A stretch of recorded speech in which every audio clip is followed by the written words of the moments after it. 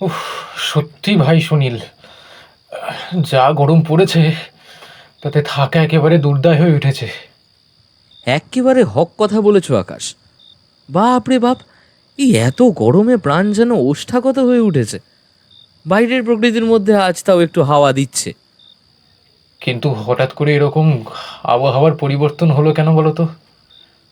ছিল তো বেশ ভালো, স্বাভাবিক। তো হঠাৎ এরকম দাবদাহের পিছনে কারণটা কি? সেটা তো আমারও বোধগম্য হচ্ছে না হে ভায়া। এইমাত্র কিছুদিন আগে পর্যন্ত তো পরিবেশে একেবারে স্বাভাবিক উষ্ণতা বজায় ছিল, কিন্তু মাত্র এই কদিনের মধ্যেই উষ্ণতার পারদ যেন তুঙ্গে উঠেছে। হ্যাঁ, এরকমভাবে চলতে থাকলে সব কিছু ছাড়খাড় হয়ে যাবে। মানুষজন অসুস্থ হয়ে পড়বে, পুকুর নদ নদী খাল বিল সব কিছু জলশূন্য হয়ে যাবে, গ্রাম জুড়ে মহামারীর সৃষ্টি হবে। আরে ভাই, মাঠঘাটের কি অবস্থা দেখেছো? এবছর আর চাষবাস করে কাউকে খেতে হবে না। মাঠ পুরো জলের অভাবে শুকিয়ে কাঠ হয়ে গেছে। মাটির বুকে বড় বড় ফাটল সৃষ্টি হয়েছে, এ যে অবধারিত পূর্বাভাস খরার। এটা বড়ই চিন্তার বিষয়। আমাদের এখানকার মানুষদের প্রধান জীবিকাই হলো চাষবাস, আর সেই চাষবাসেতেই যদি এইরকমভাবে ব্যাঘাত ঘটে, চাষবাস যদি বন্ধ হয়ে যায়, তাহলে মানুষজন খাবে কি? অনাহারে দুর্ভিক্ষে সকল মানুষ প্রাণ হারাবে। হে ঈশ্বর, তুমি মুখ তুলে চাও, মুখ তুলে চাও ভগবান, আমাদের আমাদের এই দুর্দশার মুখোমুখি হতে দিও না। বিক্রমপুর গ্রামের দুই যুবক হল সুনীল এবং আকাশ। তারা একে অপরের অত্যন্তই ঘনিষ্ঠ দুই বন্ধু এবং শুভাকাঙ্ক্ষী।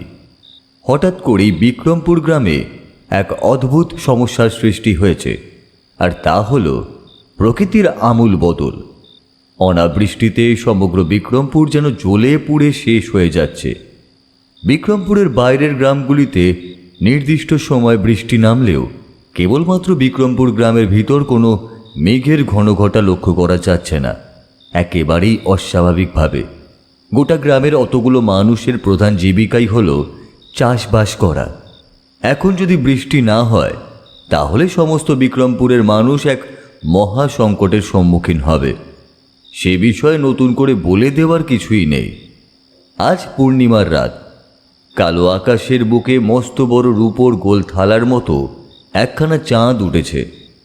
চাঁদের রূপালি ঝলমলে আলো এসে পড়েছে সমগ্র ধরাতলের ওপর। চাঁদের চাঁদনি আলোয় উদ্ভাসিত হয়ে পড়েছে দিক বিদিক। আকাশ এবং সুনীল রাতের খাওয়া সেরে বাইরে মাঠের ধারে উঁচু বাঁশের মাচার ওপর এসে বসেছে কিছুটা সময়ের জন্য। দূরের খালপাড়ের ওপার থেকে হঠাৎ করেই একদল শৃগাল রক্ত জল করা হুঙ্কার ছাড়ল। একটা দীর্ঘ নিঃশ্বাস ত্যাগ করে সুনীল বলল, আকাশ বাতাসের অবস্থা দেখো, কেমন যেন থমথমে হয়ে আছে প্রকৃতি। একটা গাছের পাতা অবধি নড়ছে না। গরমের চোটে প্রতিটা মানুষ যেন হাঁসফাঁস করছে। এইভাবেই নিজেদের মধ্যে নানান বিষয় নিয়ে কথাবার্তা বলতে লাগলো সুনীল এবং আকাশ। রাত্রি ক্রমেই গভীর থেকে আরো গভীর হতে শুরু হলো। বিক্রমপুর গ্রামের মাঠের শেষ প্রান্তে থাকা বিশাল বড় ঝোপঝাড়গুলো আচমকাই নড়ে উঠল। বিনা বাতাসে এ দৃশ্য দেখে ভারী চমকেই গেল ওরা দুজনেই। আকাশ খানিকটা থতমত খেয়ে কম্পিত স্বরে বলল, কি কি হলো বলো দেখি ভাই, হঠাৎ করে ওই ঝোপঝাড় এরকম নড়ে উঠলো কেন? আরে ও কিছু নয় ভাই, নিশ্চয়ই ভাম বিড়াল কিংবা কোনো শিয়াল দলছুট হয়ে এদিকে চলে এসছে, আর তারই গায়ের ধাক্কায় এইরকমভাবে ঝোপঝাড় নড়ে উঠেছে। চলো ভাই, অনেকটা রাত হয়ে গেল, এবার বরং আমরা বাড়ি ফিরে যাই। হ্যাঁ, সেই বরং ভালো। এত রাত অবধি বাইরে থেকে আর কাজ নেই। ভালোই ভালো এবার বাড়ি চলে যাওয়া যায়। চলো চলো চলো। এই বলে সুনীল এবং আকাশ ওরা দুই বন্ধু বাঁশের মাচা থেকে নেমে গ্রামের পথ ধরে এগোতেই যাবে, কিন্তু তার আগেই ঝোপঝাড় পুনরায় আবার দুলে উঠল। সেই ঝোপের ভেতর থেকে বেরিয়ে এলো দুটি কালো কুচকুচে বিশাল দেহী অবয়ব। এহেন ভয়ানক দৃশ্য দেখে আকাশ কিংবা সুনীল তাদের দুজনেরই চক্ষু চড়ক গাছ হয়ে গেল। তারা চোখের সামনে যে প্রাণী দুটিকে বর্তমানে দেখছে তা এর আগে কখনো দেখেনি। ওরা যে আসলে কি তা সঠিকভাবে বোঝাও যায় না। কিছুটা মানুষের মতো দেখতে হলেও অর্ধেকটা ভাল্লুকের মতো। গোটা শরীর জুড়ে কালো কুচকুচে বৃহৎ লোমের আস্তরণে ঢাকা, দুটি পা ও দুটি হাত বিদ্যমান। হাত ও পায়ের অগ্রভাগে রয়েছে লম্বা লম্বা তীক্ষ্ণ ধারালো নখ, খানিকটা নেকড়ে বাঘের মতো মুখমণ্ডল, দুই চোখ টকটকে গাঢ় লাল, চোখের মধ্যে যেন দুটুকরো জ্বলন্ত কাঠ কয়লা রেখে দিয়েছে। মুখগহ্বরে উপস্থিত অসংখ্য অগণিত সূচের ফলার মতো দাঁতের সারি। সেই মুখ হাঁ করতেই একাধিক দাঁত বের হয়ে চোয়াল বেয়ে গড়িয়ে পড়ছে লালা রস। কোনো কিছু বুঝে ওঠার আগেই ওই অদ্ভুত দর্শন ভয়ানক হিংস্র দুটি প্রাণী প্রবল আক্রোশে ঝাঁপিয়ে পড়ল আকাশ এবং সুনীলের ওপর। মুখে টু শব্দটি করবার আগেই তারা শেষ নিঃশ্বাস ত্যাগ করল। ওই প্রাণী দুটি তাদের লম্বা ধারালো নখের সাহায্যে দুই যুবকের পেটের চামড়ার আস্তরণ ফালা ফালা করে দিয়ে নাড়ি ভুড়ি বের করে তা চিবুতে লাগলো। সুনীলের ধর থেকে মুন্ডুটা আলাদা করে নিয়ে তারা নিজেদের মধ্যে লোফালোফি খেলায় অত্যন্তই ব্যস্ত হয়ে পড়ল। আকণ্ঠ রক্তপানের আনন্দে সেই দুই অদ্ভুত দর্শন জীব ঊর্ধ্ব গগনের পানে মুখ তুলে হুবাহু শ্রীগালের মতো চিৎকার করে উঠল। আসলে খালপাড়ের ওই দিক হতে ভেসে আসা আওয়াজ শ্রীগালের চিৎকার ভেবে সুনীল কিংবা আকাশ মারাত্মকই ভুল করেছিল। সেই হুঙ্কার ধ্বনি ছিল আসলে এর নৃশংস জীবেদের।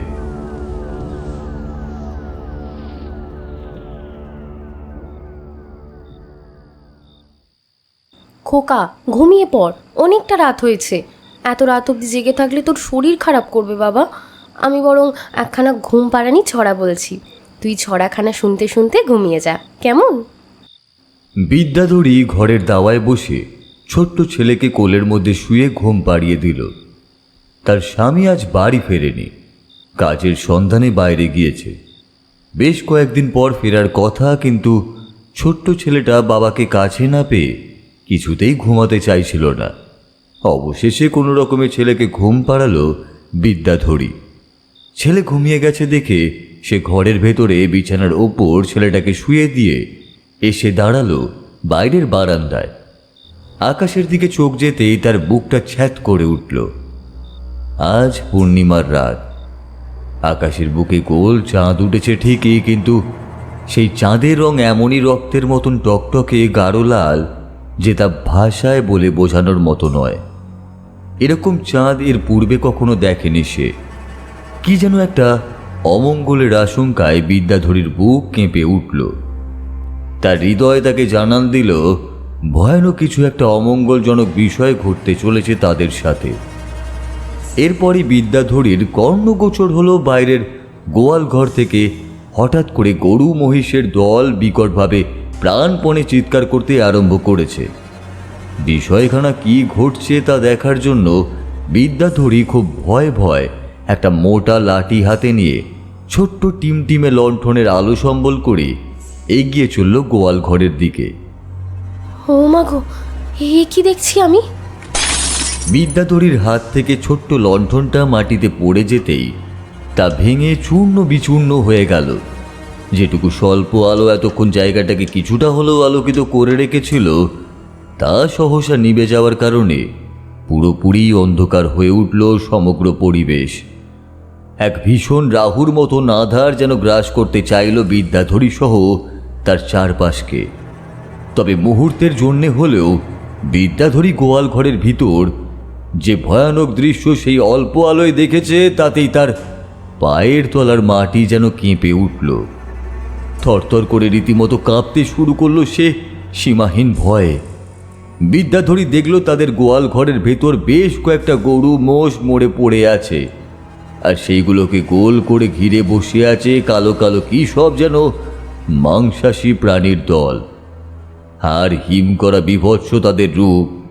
জ্ঞান হারিয়ে বিদ্যাধরী মাটিতে প্রায় পড়তেই যাচ্ছিল, কিন্তু হঠাৎ করে তার মাথায় এলো তাকে যেভাবেই হোক বাড়ির ভেতর যেতেই হবে, কারণ ঘরে তার ছেলে সম্পূর্ণ একাকী রয়েছে। এ কথা মাথার মধ্যে আসতেই বিদ্যাধরী প্রাণপণে দৌড়াতে আরম্ভ করলো। সে বুঝতে পারল ওই বিভৎস জীবগুলো তার পলায়ন করার সিদ্ধান্ত বুঝতে পেরে তারই দিকে ধেয়ে আসছে। কিন্তু বিদ্যাধরী ভগবানের কৃপায় ঘরের ভেতর প্রবেশ করে সদরের দরজাখানা দড়াম করে শব্দ করে বন্ধ করে দিল। ভিতর থেকে আগল তুলে দিয়ে বুকের মধ্যে ছেলেকে জড়িয়ে ধরে ঠকঠক করে কাঁপতে লাগলো আর মনে মনে ঈশ্বরের শরণাপন্ন হলো।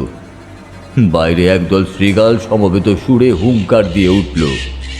বিদ্যাধরীর মনে হলো এগুলো যেন কোনো শৃগালের গর্জন নয়, বরং ওই ভয়ানক জীবগুলোর গর্জন। কিন্তু ওরা আসলে কি ছিল?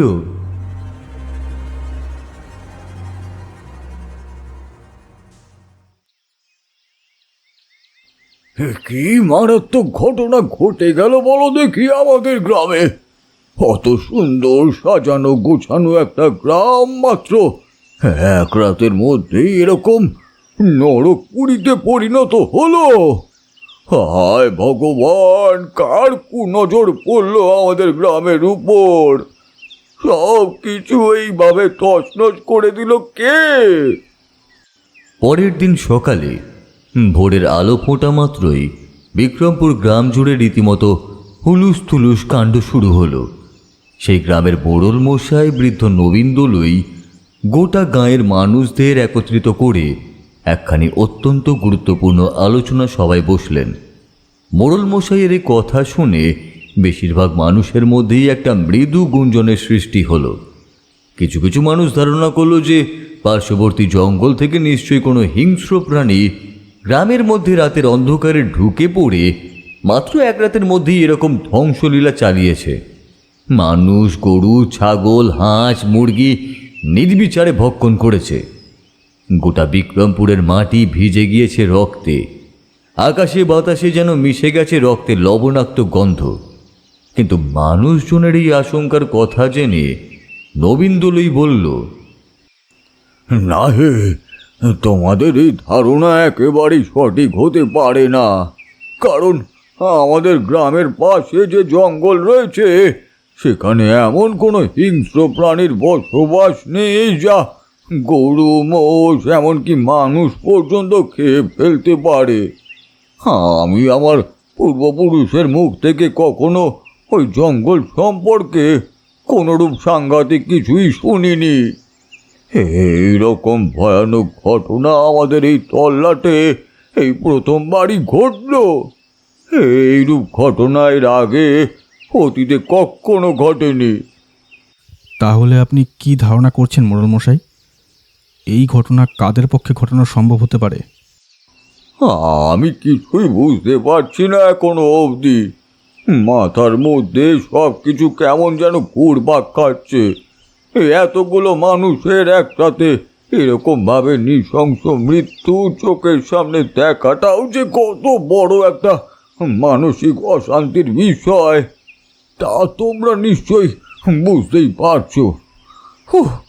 চোখের সামনে যেন এখনো বারবার ভেসে উঠছে আমাদের গ্রামের কিছু নিরীহ নিরপরাধ মানুষের ছিন্ন ভিন্ন হাত খাওয়া মরদেহ। তবে আমি এই গ্রামের মোড়ল হয়ে তোমাদের একখানা কথা বলতে পারি। যেই প্রাণী আমাদের গ্রামের মানুষদের সাথেই অন্যায় করে থাকুক না কেন, তাদের ধ্বংস আমি করবই। তাতে যদি আমার নিজের জীবন বাজি রাখতে হয় আমি তাতেও রাজি। আচ্ছা, এখনো অবধি ঠিক কতজন মানুষের মৃত্যুর সংবাদ এসেছে গোটা বিক্রমপুরের মধ্যে থেকে বল দেখিনি? আগে মোড়ল মশাই, এখনও অবধি গণনা করে দেখা গিয়েছে কাল রাতে আমাদের গ্রামে মোট 12 জন মানুষ মারা গিয়েছে, ছোট বড় সব মিলিয়ে। এছাড়াও অসংখ্য গরু, মোষ, ছাগল, ভেড়া, পাখি, সরীসৃপ আরও অনেক কিছু প্রাণ হারিয়েছে। সর্বনাশ! এক রাতের মধ্যে 12 জন মানুষ প্রাণ হারিয়েছে। হায় ভগবান! এরকম ভাবে চলতে থাকলে মাত্র কিছুদিনের মধ্যেই যে আমাদের গোটা বিক্রমপুর গ্রাম পুরোপুরি জনমানবহীন হয়ে পড়বে। এই গ্রাম শ্মশান ভূমিতে পরিণত হবে। হে ঈশ্বর, এই সবের পেছনে আসলে কি কারণ লুকিয়ে আছে আর কেই বা রক্ষা করবে আমাদের এই সংকট থেকে? এইসবের পেছনে আসলে কি কারণ লুকিয়ে আছে সেটা আমি খুব ভালোভাবে জানি মোড়ল মশাই, কারণ কাল রাতে আমি নিজে সেই বীভৎসতার সাক্ষী হয়েছি। কেবলমাত্র পরমেশ্বরের অসীম কৃপা, তাই জন্য এখনও আমি প্রাণে বেঁচে আছি। সেখানে উপস্থিত প্রতিটা মানুষ এবার পেছন ফিরে তাকালো। বিক্রমপুরের মোড়ল নবীন দোলই পিছন ফিরে তাকাতেই দেখল তাদের গ্রামের এক বউ বিদ্যাধরী সেখানে এসে উপস্থিত হয়েছে। বিদ্যাধরীর চোখ মুখ জুড়ে যেন এক ভয়ের বন্যা বয়ে গিয়েছে। তার দুই চোখের তলা ঘোর কালো, মাথার চুল উস্কো খুস্কো অবিনস্ত। বিদ্যাধরীকে এই অবস্থায় দেখে গ্রামের কিছু মেয়ে বউ দৌড়ে এসে তাকে জড়িয়ে ধরল। মানসিক ও শারীরিকভাবে সে এতটাই দুর্বল যে সঠিকভাবে নিজের পায়ে দাঁড়ানোর ক্ষমতাটুকু পর্যন্ত তার নেই। এ কি বিদ্যাধরী, তোমার শরীরে এ কি অবস্থা বৌমা? আমার জায়গায় যদি এই গ্রামের অন্য কোনো নারী পুরুষ থাকতো তাহলে তারও এই একই অবস্থা হতো মোড়ল মশাই। আমাদের গ্রাম জুড়ে যে ধ্বংসলীলা আজ আপনারা দেখছেন, গতকাল রাতে আমি সেই ধ্বংসকারীদের মুখোমুখি হয়েছিলাম। কাল তখন রাত্রি বেশ গভীরই বলা চলে। আমি আমার ছেলেকে ঘুম পাড়িয়ে বাইরের বারান্দায় এসে দাঁড়ালাম। হঠাৎ করেই আমার চোখ গেল আকাশের দিকে। দেখলাম কাল পূর্ণিমার গোল চাঁদ উঠেছে আকাশে, কিন্তু সেই চাঁদের রং টকটকে গাঢ় লাল। পূর্ণিমার চাঁদের রং যে ওরকম রক্তিম বর্ণের হয় সেটা আমি এর আগে কখনো দেখিনি।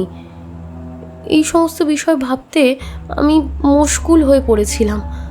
হঠাৎ করেই এমন সময় আমার বাড়ির পাশের গোয়ালঘর থেকে গরু মহিষের প্রাণপণ চিৎকার আমার কানে এসে পৌঁছালো। কোনোদিন রাতের বেলায় গরু মহিষ ওইভাবে চিৎকার করে না, তাই বিষয়টা কি ঘটছে সেটা দেখার জন্য আমি একখানা মোটা লাঠি আর লণ্ঠনের আলো সম্বল করে সেখানে গিয়ে উপস্থিত হলাম। আর উপস্থিত হতেই যে অমনধারা বিভীষিকার মুখোমুখি হব তা আমি কোনোদিন কল্পনাও করতে পারিনি। বিদ্যাধরীর বলা কথাগুলো সেখানে উপস্থিত শত শত মানুষ যেন নিজেদের নিঃশ্বাস বন্ধ করেই শুনছিল। সেখানে অত মানুষ একসাথে উপস্থিত থাকলেও কারোর মধ্যে সামান্যতম কোনো চিৎকার চেঁচামেচি কিংবা কথাবার্তা চলছিল না। কোথাও যদি সামান্য একটা সূঁচ পড়ে তাহলে সেই আওয়াজও যেন ঝনঝন করে শোনা যাবে, এমনই নীরবতা নেমে এসেছিল সেই স্থানে। মোড়ল মশাই এবার প্রশ্ন করল, গোয়াল ঘরে গিয়ে তুমি কি দেখলে বিদ্যাধরী? লণ্ঠনের স্বল্প আলোতেও আমি পরিষ্কার দেখলাম আমাদের গোয়াল ঘরের মধ্যে মরে পড়ে আছে বেশ কিছু গরু মোষ।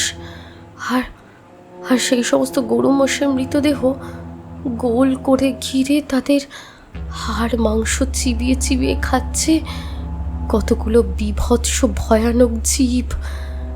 মানুষের মতো তাদের খানিকটা দেখতে হলেও বেশিরভাগটাই ভাল্লুকের মতো, কিংবা বলা চলে নেকড়ে বাঘের মতো। তাদের গোটা শরীর কালো কুচকুচে লোমের আবরণে ঢাকা, বড় বড় দুই চোখ টকটকে লাল, যেন যেন আগুনের ফুলিঙ্গ বের হচ্ছে সেই চোখের ভেতর থেকে। মুখের মধ্যে রয়েছে অসংখ্য অগণিত ধারালো ছুচালো দন্তরাশি। এর থেকে বেশি আমি আর কিছু দেখতে পাইনি। কোনো রকমে দৌড়ে আমি ঘরের ভেতরে প্রবেশ করে নিজের আত্মরক্ষা করেছিলাম। এখন বুঝতে পারছি আমি সত্যি বড় ভাগ্যবতী যে ওই রকম নরকের পিশাচদের মুখোমুখি হওয়ার পরেও আমি এখন অবধি জীবিত রয়েছি। আমাদের গ্রামের কোনো মানুষ তাদের মুখোমুখি হয়ে আশা করছি বেঁচে নেই, তাহলে আমার মতো তারাও এই একই কথাই বলতো। কি যে সাংঘাতিক ঘটনা! আমাদের গ্রামে এক ভয়ানক পিশাচ দলের আগমন ঘটেছে। বিদ্যাধরীর কথা থেকে যেটুকু আমি বুঝতে পারছি তাতে ওই হিংস্র প্রাণীরা কোনো লৌকিক জগতের বাসিন্দা নয়, তারা ভয়ানক অতি লৌকিক জগতের বাসিন্দা। নরকের অতল অন্ধকারে তাদের বাস। ওরা আসলে পিশাচ দল। এসব আপনি কি কথা বলছেন মোড়ল মশাই? এই পিশাচদের দল এলো কোথা থেকে? হঠাৎ করে আমাদের গ্রামের বুকে তাদের আগমন ঘটলই বা কেন? আমরা এই ভয়ানক পিশাচ কুলের হাত থেকে রক্ষা পাবো কি করে? আজ রাতেও যদি তারা এসে আমাদের গ্রামের উপর আক্রমণ করে, তাহলে তো আরও অনেক মানুষের প্রাণ যাবে। এখন আমাদের এইরূপ সমস্যা থেকে যদি কেউ নিস্তার দিতে পারে, তাহলে সেটা একমাত্র রাঘব রায়। রাঘব রায়? কে এই রাঘব রায় মোড়ল মশাই? রাঘব রায় রাঘব রায় হলেন একজন অত্যন্ত গুণী স্বনামধন্য নবীন সাধক। রাঘব রায়ের নাম উত্তরবঙ্গের কোনো মানুষ শোনেনি এমন কেউ নেই বোধ হয়। যে কোনো আদি ভৌতিক অপশক্তি সংক্রান্ত বিষয় তার ডাক আসে সবার প্রথমে। যে কাজ অন্য কোনো তন্ত্র সাধক করতে পারে না, সেই কাজ একমাত্র করতে সক্ষম হয় এই রাঘব রায়। অসম্ভবকে সম্ভব করাই ছেলেটার একমাত্র লক্ষ্য। আমি বুঝতে পারছি আমাদের গ্রামের বুকে যে ভয়ানক অপশক্তির আগমন ঘটেছে, সেই অপশক্তির করাল গ্রাস থেকে আমাদের এই মুহূর্তে যদি কেউ রক্ষা করতে পারে, তাহলে সেই ব্যক্তি একমাত্র এই রাঘব রায়। আমি তোমাদের তার বাসার ঠিকানা বলে দিচ্ছি। তোমরা বেশি সময় বিলম্ব করো না, যত দ্রুত পারো রওনা হও। সন্ধ্যা নামার আগে যত তাড়াতাড়ি সম্ভব রাঘব রায়কে নিয়ে এসো আমাদের গ্রাম বিক্রমপুরে। রাঘব রায়কে আমার কথা বলো, সে আমায় খুবই ভালোভাবে চেনে। যথা আজ্ঞা মোড়ল মশাই।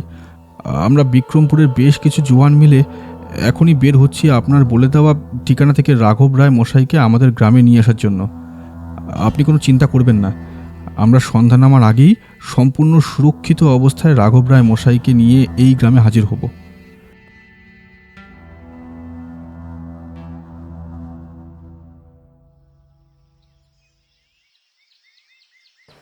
নমস্কার মোড়ল মশাই, আপনার সাথে তো আমার পূর্ব পরিচয় রয়েছে।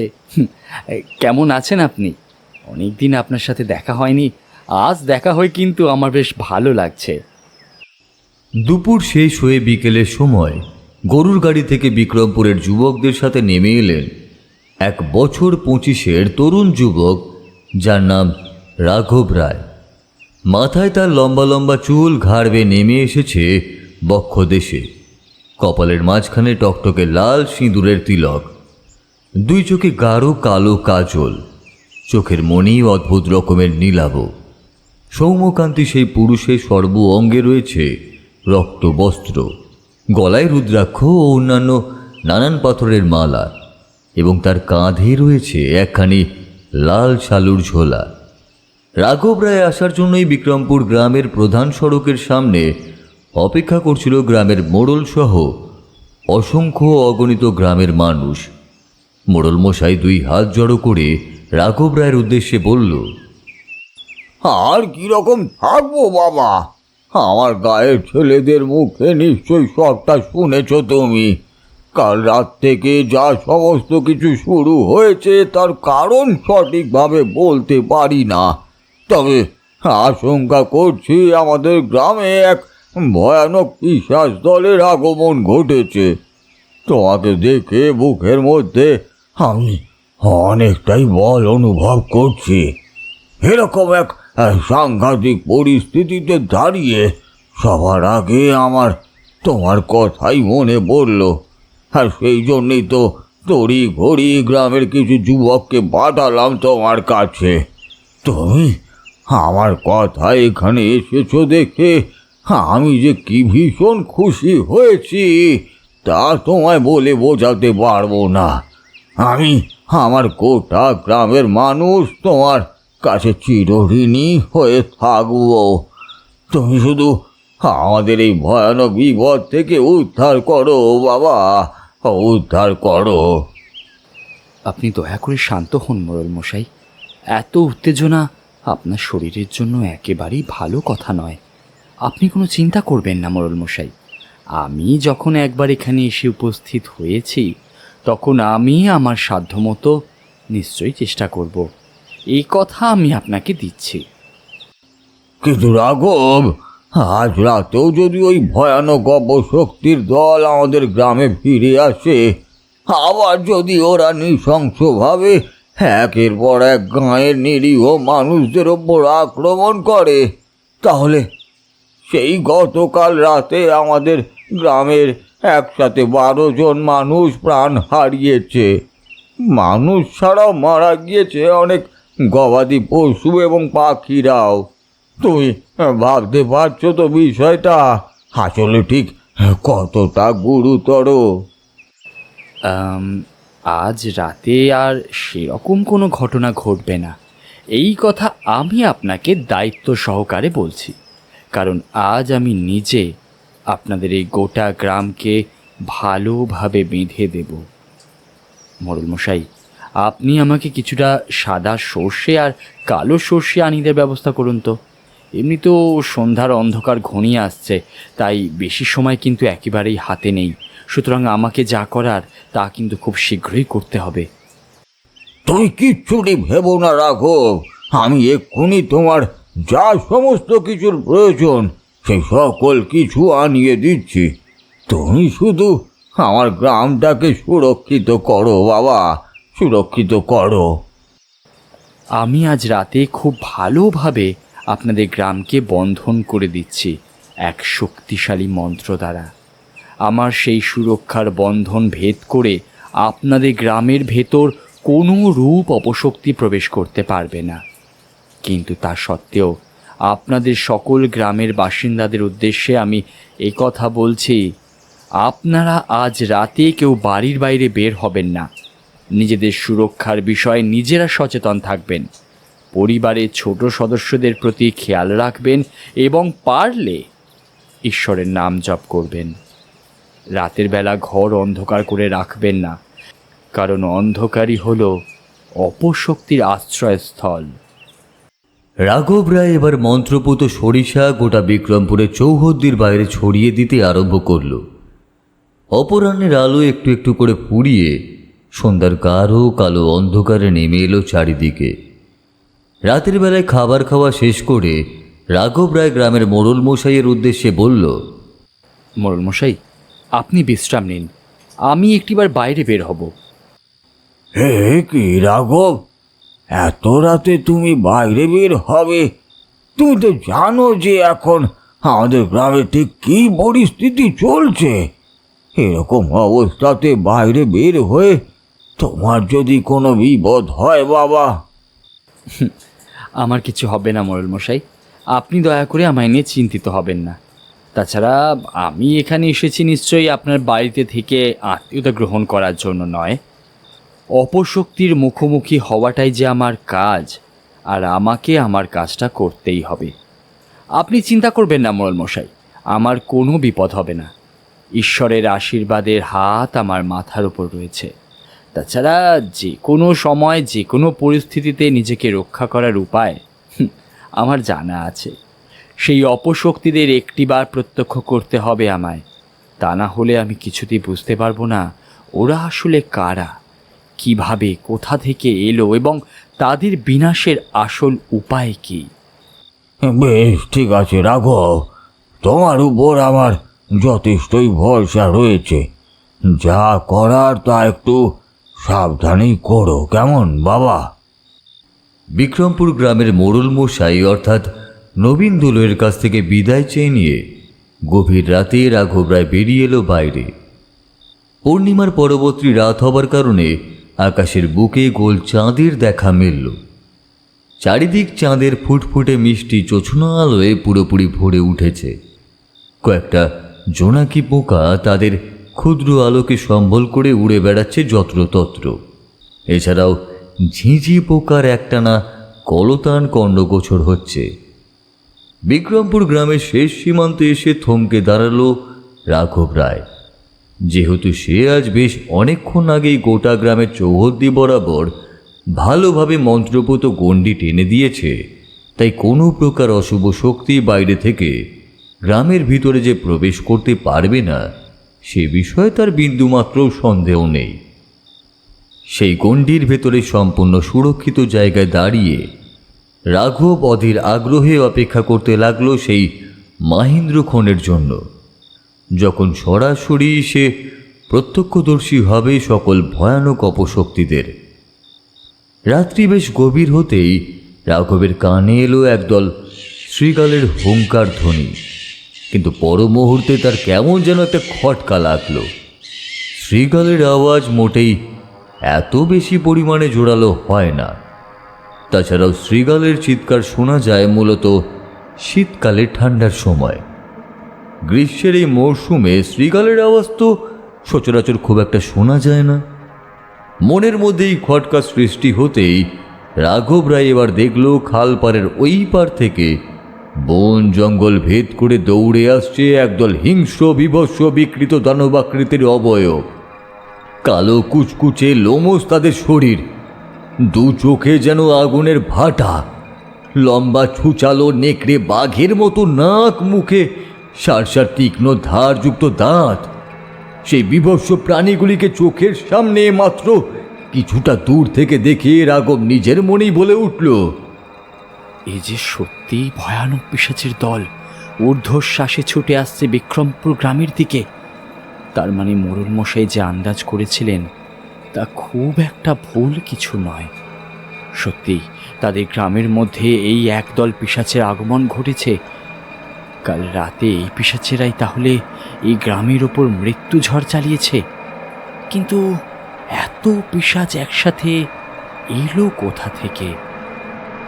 সেই সকল পিশাচেরা প্রবল বেগে ধেয়ে এসে বিক্রমপুরের ভেতর প্রবেশ করার পূর্ব মুহূর্তেই অদৃশ্য কোনো এক সুরক্ষা বলয়ে বাধাপ্রাপ্ত হয়ে তারা বিদ্যুৎ পৃষ্ঠের মতন আঘাত পেয়ে ছিটকে পড়ল বহু দূরে। একাধিক পিশাচ বারবার এভাবে আঘাতের পর আঘাত পেয়ে কোনোভাবেই যখন বিক্রমপুর গ্রামের ভেতরে প্রবেশ করতে পারল না, তখন তারা এক প্রকার বাধ্য হয়েই ফিরে গেল সেই খালপাড়ের দিকে। সমস্ত ঘটনাটা গ্রামের ভেতরে দাঁড়িয়ে থেকে নিজের চোখে প্রত্যক্ষ করল রাঘব রায়। ভোরের আলো ফুটলে সে ফিরে এলো মোড়ল মশাইয়ের ঘরে। মোড়ল মশাই বাইরে দাঁড়িয়েই অস্থিরভাবে পায়চারি করছিল। বৃদ্ধ মোড়ল রাঘব রায়কে সম্পূর্ণ সুস্থ স্বাভাবিক অবস্থায় দেখে এক প্রকার দৌড়ে এলো তার দিকে। বুক ভরা শান্তির নিঃশ্বাস নিয়ে মোড়ল মশাই বলল, তোমাকে সম্পূর্ণ সুস্থ স্বাভাবিক অবস্থায় ফিরে আসতে দেখে বুকের মধ্যে যেন একটা ভারী পাথরের বোঝা নেমে গেল। যাক, ঈশ্বর মঙ্গলময়, তিনি তোমার কোনো ক্ষতি হতে দেননি। বাবা রাঘব, সত্যি তোমার ক্ষমতার প্রমাণ পেয়েছি আমরাই গোটা গ্রামের মানুষেরা। কাল রাতে আমাদের গ্রামের কোনো একজন মানুষ তো বহু দূরের কথা, একটি গবাদি পশুও কিংবা এক সামান্য কীট পতঙ্গেরও প্রাণ যায়নি ওই সকল অপশক্তির কবলে পড়ে। কি ব্যাপার রাঘব, এই তোমার এই মুখখানা এমন থমথমে হয়ে রয়েছে কেন? ও ভালো কথা, জিজ্ঞাসা করতেই তো আমি ভুলে গেছি, গত রাতে তুমি কি প্রত্যক্ষ করলে? আপনার ধারণাই সঠিক মোড়ল মশাই।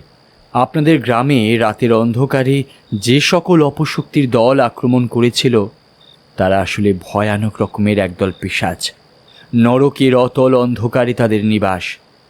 একটি আত্মী নয়, একাধিক পিশাচের নিয়মিত আগমন ঘটেছে এই স্থানীয় অঞ্চলে, এবং তারা প্রতি রাতে নরকের অতল অন্ধকার থেকে উঠে এসে সোজা আক্রমণ করছে আপনাদেরই গ্রামে। এবারে কি হবে রাঘব? এই সকল পিশাচের হাত থেকে আমরা মুক্তি পাবো কি উপায়? দেখুন মোড়ল মশাই, সবচেয়ে চিন্তার যে বিষয়টি সেটি হলো কোনো পিশাচ নিজে থেকে এই জগৎ সংসারে উঠে আসতে পারে না। তাদের আহ্বান জানিয়ে পাতালের অতুল অন্ধকার থেকে আমাদের এই পৃথিবীতে অর্থাৎ মর্তলোকে তাদের উঠে আসার রাস্তা তৈরি না করে দেওয়া পর্যন্ত, তার মানে কোনো একজন সাধক তার সাধনার মাধ্যমে প্রতি রাতে এই সকল পিশাচদের নরকের অতল অন্ধকার থেকে তুলে আনছে এবং তার আনা এই সকল পিশাচের দল তাদের ক্ষুধা নিবারণের জন্য আশেপাশে গ্রামগুলি সহ আপনাদের গ্রামেও আক্রমণ করছে।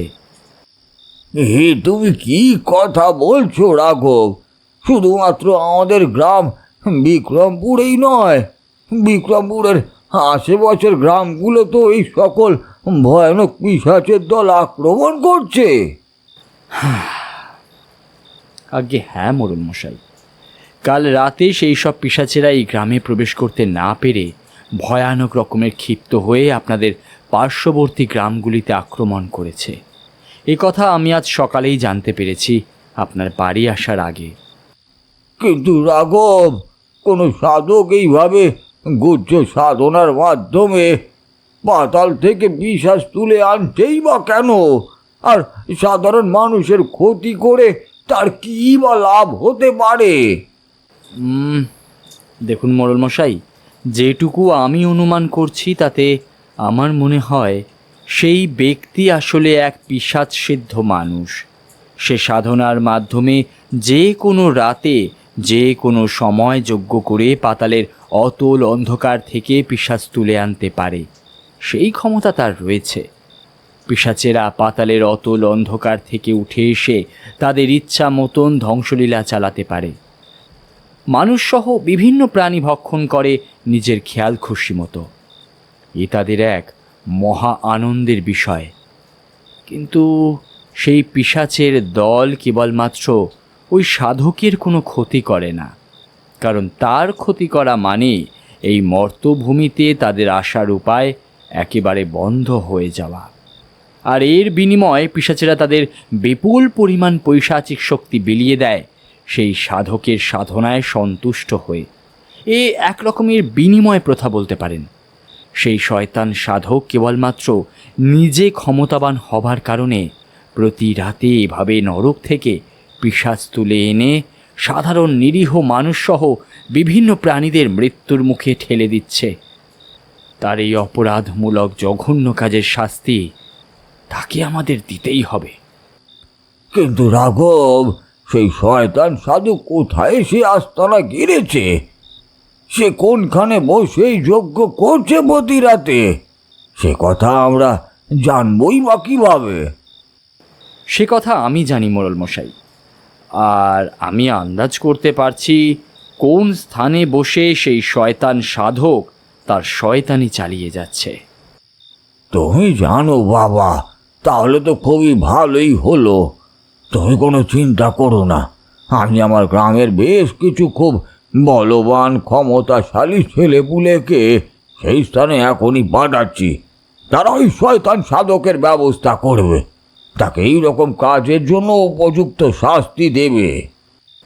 আগে না মোড়ল মশাই, এখনই এই কাজ করলে চলবে না।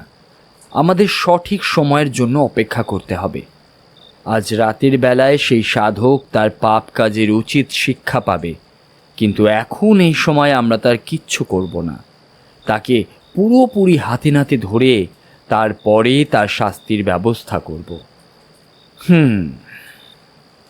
এখন আপাতত আমি তার যেই জায়গায় থাকার আশঙ্কা করছি সেই জায়গা থেকে একটিবার ঘুরে দেখে আসি সত্যি সেখানে ওই সাধক রয়েছে কিনা। রাঘব, তুমি একলা যাবে সেইখানে? আমার মতে বলে তোমার একলা যাওয়াটা হয়তো ঠিক কাজ হবে না। তুমি আমাদের গ্রামের ব্যক্তিগতভাবে আমার সব থেকে বিশ্বস্ত এক যুবককে সাথে নিয়ে যাও। সে সাথে থাকলে তোমার উপকারী হবে।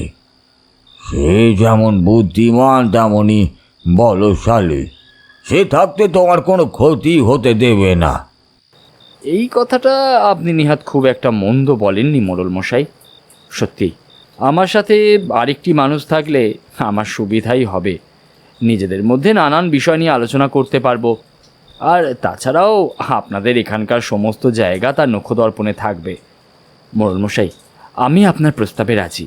আপনি আমায় সেই যুবকের নাম বলুন, আমি তাকে সাথে নিয়ে যাব। সেই যুবকের নাম হলো শশাঙ্ক। তুমি এখানে কিছুটা সময় অপেক্ষা করো, আমি এক্ষুনি তাকে ডাক পাঠাচ্ছি। সে অল্প কিছু সময়ের মধ্যেই আমার গৃহে এসে হাজির হবে।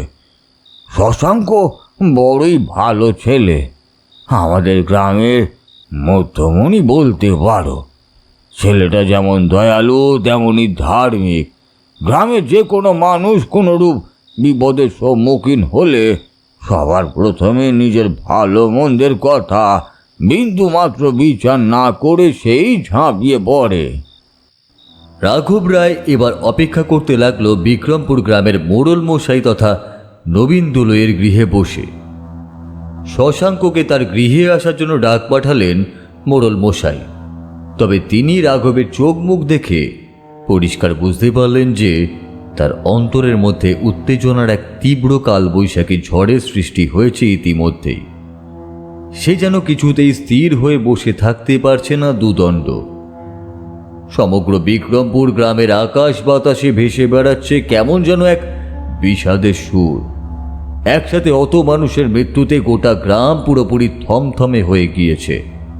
কোথাও কোনো মানুষের হই হট্টগোল, চিৎকার, চেঁচামেচি, হাসি ঠাট্টার আওয়াজ অবধি নেই। মস্ত বড় গ্রামটার আনাচে কানাচে কেবলই বিরাজ করছে শ্মশান পুরীর ন্যায় মৃত্যু শীতল নীরবতা। গ্রামের একমাত্র যে মহিলা পিশাচের মুখোমুখি হয়েছিল, অর্থাৎ সেই বিদ্যাধরী, সেই প্রত্যক্ষদর্শিনীর কাছ থেকে ভয়ানক পিশাচের কুলের বিবরণ শুনে গোটা গ্রাম জুড়ে বাচ্চা থেকে বুড়ো সকল মানুষের মনের মধ্যেই ভয়ের বন্যা বয়ে গিয়েছে। রাতের অন্ধকারে তো বহু দূরের কথা, দিনের আলোতেও বাড়ির বাইরে পা রাখার সাহস হারিয়েছে অনেকেই। পরিবারের ছোট ছোট সদস্যদের তাদের মঙ্গলের উদ্দেশ্যে নজরবন্দি করে রাখা হয়েছে ঘরের মধ্যেই। সকলেই ঈশ্বরকে ডেকে চলেছে যাতে তিনি যত তাড়াতাড়ি সম্ভব এই ভয়ানক পরিস্থিতি থেকে উদ্ধার করেন এতগুলো মানুষকে। ভেতরে আসতে পারি মোড়ল মশাই? মোড়ল নবীন দলুইয়ের সদর দরজার চৌকাঠ গোড়ায় এসে দাঁড়ালো একজন তরুণ যুবক। সেই যুবককে দেখতে সাক্ষাৎ কোনো রাজবংশীয় পুরুষের মতো। মাথার লম্বা চুল কাঁধ ও ঘাড়ের মধ্যে এসে আছড়ে পড়েছে, চওড়া কপাল, চোখের দৃষ্টি অতীব কঠিন, তবে চোখের মনি শান্ত এবং ভীষণ স্থির। মুখে দাঁড়ি গোফের জঙ্গল, গোলাপি ঠোঁট, পেশিবহুল শরীর, কোমরে ধবধবে সাদা ধুতি। মোড়ল মশাই হন্তদন্ত হয়ে সদরের দিকে এগিয়ে গিয়ে সেই যুবককে ভিতরে আসার জন্য আহ্বান জানিয়ে বলল, আরে এসো এসো শশাঙ্ক, আমরা তোমার জন্যই অপেক্ষা করছিলাম। মোড়ল মশাই, আপনি আমায় এরকম জরুরি তলব দিলেন, কোনো কি প্রয়োজনীয় কাজ রয়েছে? হ্যাঁ বাবা শশাঙ্ক, তুমি ঠিকই ধরেছ। আসলে তুমি হলে আমাদের বিক্রমপুর গ্রামের রক্ষাকর্তা। তুমি আশা করি নিশ্চয়ই শুনেছ যে কাল আমাদের গ্রামকে আসন্ন সংকটের হাত থেকে মুক্তি দিতে এসে উপস্থিত হয়েছেন রাঘব রায়।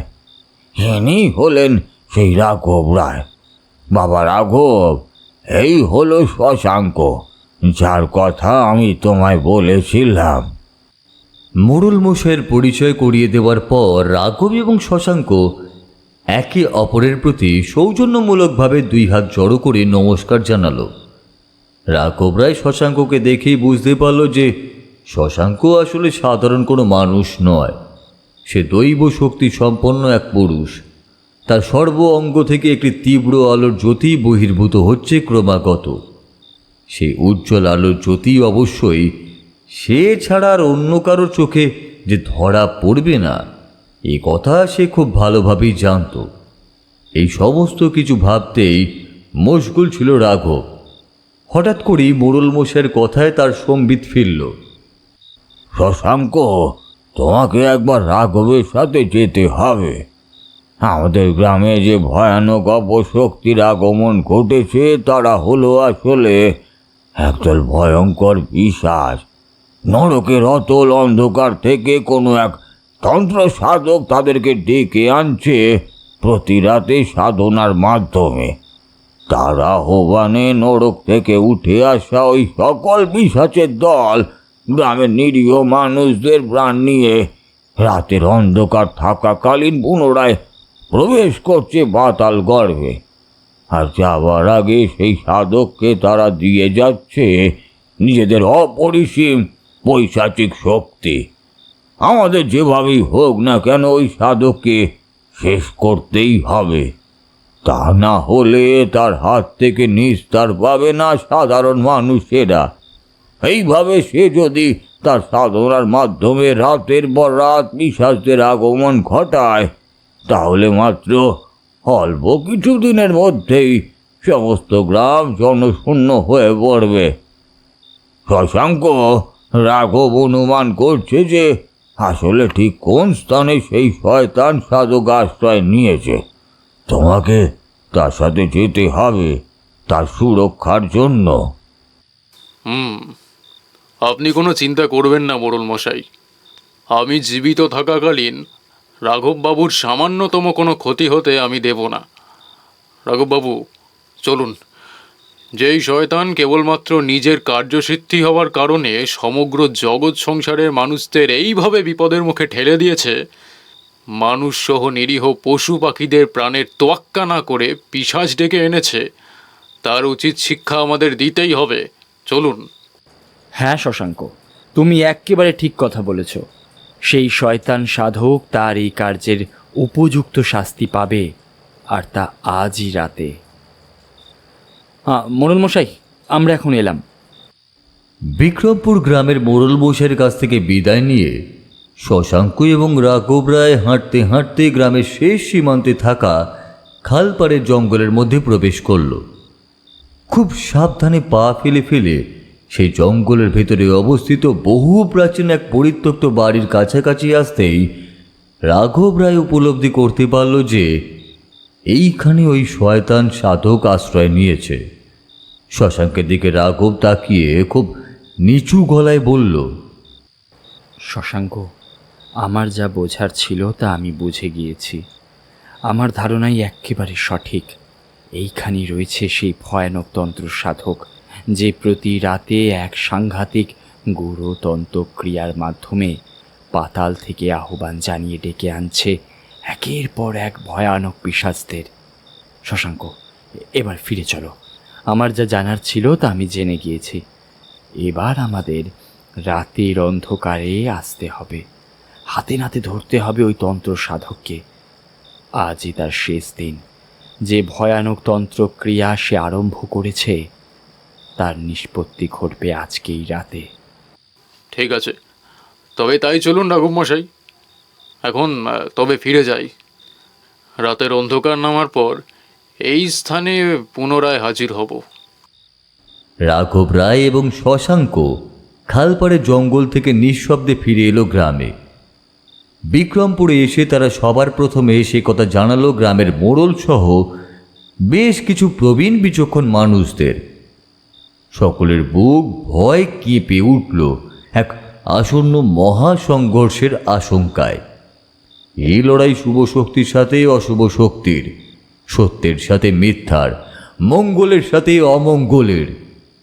গ্রামের মোড়ল মশাই প্রতিটা মানুষের উদ্দেশ্যে বুক ভরা ভরসা নিয়ে বলল, তোমরা কেউ কোনো চিন্তা করো না। আমি তোমাদের বলছি, তোমরা সম্পূর্ণ নিশ্চিন্তে থাকতে পারো। রাঘবের ওপর আমার পূর্ণ আস্থা রয়েছে। এছাড়াও রাঘবের সাথে আমাদের গ্রামের সোনার ছেলে শশাঙ্ক। তবে যাবার আগে আমাদের গ্রামের আরাধ্যা দেবীর মন্দির থেকে তোমরা অবশ্যই দেবী মায়ের আশীর্বাদ নিয়ে যেও। এ যুদ্ধে সফলতা অর্জন তোমাদের অবশ্যম্ভাবী। আজ অবধি কোনো অপশক্তির জয় ঘটেনি। অপশক্তি যতই ভয়ানক হোক না কেন, তার পরাজয় নিশ্চিত। আজ না হলে কাল তাদের ধ্বংস হবেই। অপশক্তি যখনই বারে বারে মাথা চাড়া দিয়ে উঠেছে, ঠিক ততবারই অপশক্তি বিনাশের জন্য এই পৃথিবীর বুকে আগমন ঘটেছে রাঘব রায় কিংবা আমাদের গাঁয়ের ছেলে শশাঙ্কের মতন দেবতুল্য কিছু মানুষের। সারাটা দিন কেটে গেল বেশ টান টান উত্তেজনাপূর্ণভাবেই। গ্রামের মানুষেরা মনের মধ্যে একটা কি হয় ভাব নিয়ে অপেক্ষা করতে লাগলো অন্তিম ফলাফল জানার জন্য। সন্ধ্যার অন্ধকার নেমে রাত্রি গভীর হলে বিক্রমপুরের আরাধ্যা দেবীর মন্দির চত্বরে এসে উপস্থিত হলো অসংখ্য মানুষ। সেখানে দেবীর কাছ থেকে আশীর্বাদ নিয়ে রাঘব রায় এবং শশাঙ্ক মন্দিরের সিঁড়ি বেয়ে নেমে এলো নিচে। গোটা গ্রামের মানুষ তাদের উভয়ের নামে জয়ধ্বনি দিল। বিক্রমপুর গ্রামের প্রধান পুরোহিত মশাই দেবীর হাত থেকে খুলে আনলেন ধারালো চকচকে শানিত ত্রিশূল। সেই অস্ত্র তিনি তাদের হাতে তুলে দিয়ে বললেন, আদ্যা শক্তি মহামায়ার প্রধান অস্ত্র, অসীম দৈব ক্ষমতা সম্পন্ন। এই ত্রিশূল তাদের কাজেই লাগবে। গ্রামের সকলের কাছ থেকে বিদায় চেয়ে নিয়ে সেই খালপাড়ের দিকে রওনা হলো তারা দুজনে। ভয়ানক রকমের নিস্তব্ধতায় পরিপূর্ণ চারিদিক। কোথাও কোনোরূপ শব্দ হচ্ছে না, এমনকি সামান্যতম আলোর উৎস পর্যন্তও দেখা যাচ্ছে না। এই জগৎ যেন অন্য কোনো এক অতিলৌকিক জগৎ। শুকনো মরা খালে নেমে জঙ্গলের ভেতর প্রবেশ করলো ওরা দুজনে। সেই পরিত্যক্ত ভাঙা মন্দিরের কাছাকাছি আসতেই রাঘব এবং শশাঙ্কের নজরে পড়ল মন্দিরের চাতালে ধুনি জ্বালিয়ে বসে রয়েছে একজন বয়স্ক তন্ত্র সাধক। রাঘব শশাঙ্কের কানের কাছে মুখ নিয়ে চাপা স্বরেই বলল, শশাঙ্ক, এই হলো সেই তন্ত্র সাধক যে কেবলমাত্র নিজে ক্ষমতাবান হওয়ার উদ্দেশ্যে শত শত মানুষের জীবন নিয়ে ছিনিমিনি খেলছে। নরক লোক থেকে শত শত পিশাচ তুলে আনতে সে দুবার ভাবেনি। আজকেও সে সেই একই যজ্ঞে বসেছে, কিন্তু আজ তার যজ্ঞ সম্পূর্ণ করে নরক লোক থেকে পিশাচদের দলকে এই জগতে আনার আগেই এ সমস্ত কিছু বন্ধ করতে হবে আমাদের। আপনি আর কোনো চিন্তা করবেন না রাঘব বাবু, আপনি আসুন আমার সাথে। আমি একাই ওই শয়তান সাধকের ধর থেকে মুন্ডুখানা আলাদা করে দেব দেবী মায়ের এই শুভ শক্তি সম্পন্ন ত্রিশূলের আঘাতে। আহ শশাঙ্ক, হঠকারিতার বশে তুমি সম্পূর্ণ ভুল সিদ্ধান্ত নিচ্ছ। এইভাবে নিজেকে সুরক্ষিত না করে ওই ক্ষতিকারক তন্ত্র সাধকের সামনে যাওয়া মানে নিজের বিপদ নিজেই ডেকে আনা। তুমি চুপটি করে স্থির হয়ে এখানে দাঁড়াও। আমি মন্ত্র দ্বারা তোমার এবং আমাদের দুজনেরই খুব ভালোভাবে গাত্রবন্ধন করে নেব। এতে কিছুটা হলেও সুরক্ষিত হব আমরা। রাঘব রায়ের কথা শুনে শশাঙ্ক সেই স্থানটিতেই চুপটি করে দাঁড়িয়ে রইল নির্বাক শ্রোতার মতো। বিড়বিড় করে মন্ত্র পড়ে নিজেদের খুব ভালোভাবে গাত্রবন্ধন করে নিল রাঘব রায়। গাত্রবন্ধন করার কাজ শেষ হতেই শশাঙ্ক দৌড়ে সেই মন্দিরের দিকে এগিয়ে গিয়ে উচ্চ কণ্ঠে ওই শয়তান পিশাচ সিদ্ধ সাধকের উদ্দেশ্যে চিৎকার করে বলল, আর কোনো দিন তুমি কোনো মানুষের সর্বনাশ করতে পারবে না হে শয়তান সাধক। আর কোনো নিরীহ মানুষের প্রাণ যাবে না তোমার আহ্বানে সাড়া দিয়ে পাতালের অতলে কুৎসিত অন্ধকার থেকে উঠে আসা পিশাচের আক্রমণে। আজ তোমার অন্তিম দিন, তোমার মৃত্যুর সময় আগত। শশাঙ্কের বলা কথা শুনে সেই পিশাচ সিদ্ধ সাধক এবার চরম ক্রোধে শটান উঠে দাঁড়ালো। তারপর এক বিকট পৈশাচিক অট্ট হাসি হাসতে হাসতে বজ্র গম্ভীর গলায় সে বলল,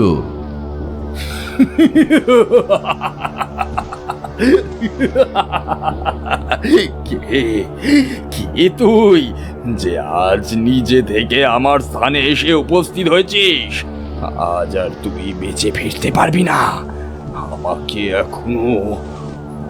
এখনো অনেক ক্ষমতার অধিকারী হতে হবে, আর সেই জন্যই পিশাচ আহ্বান করা থামালে চলবে না। প্রতিটা রাত এখানকার মানুষদের জন্য হয়ে উঠবে দুর্বিষহ, আর আমার জন্য হবে মহা আনন্দের। কারণ যতদিন বাড়বে ততই আমার ক্ষমতা বৃদ্ধি পাবে একটু একটু করে। শশাঙ্কের পাশে এসে দাঁড়ালো রাঘব রায়। পিশাচ সিদ্ধ সাধকের দিকে তাকিয়ে সে কঠিন সুরে বলল, তোমার মনোবাসনা আর পূর্ণ হবার নয় হে সাধক, আজ তোমার ধ্বংস অনিবার্য। ও, তার মানে মানে তুই একা আসিসনি, দল বেঁধে এসেছিস, কিন্তু তাতেও কোনো লাভ নেই। আজ কর ধ্বংস নিশ্চিত, সে কথা এক্ষুনি প্রমাণ হয়ে যাবে।